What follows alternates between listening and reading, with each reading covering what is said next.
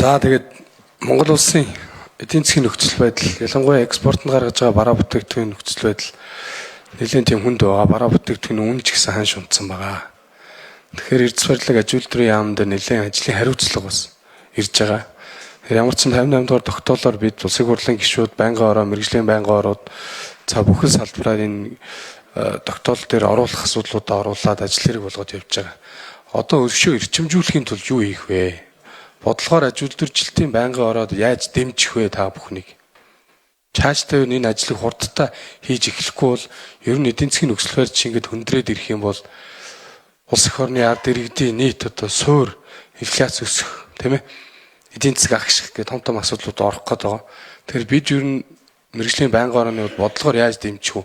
Энэ талаар ямар санаачлал байна?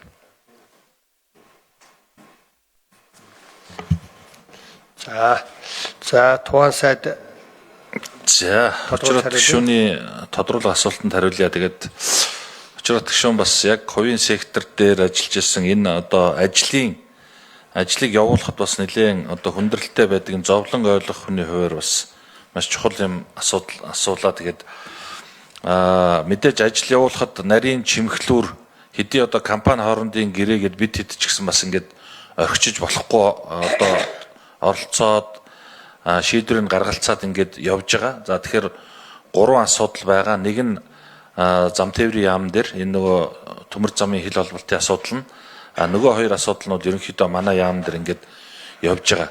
За энэ дээр бол мэдээж бас хамгийн сүүлд одоо явагдаж байгаа хүндрэлтэй асуудлууд гэхээр 2030 оноос хойш 20 сая тонноо яг өхөө.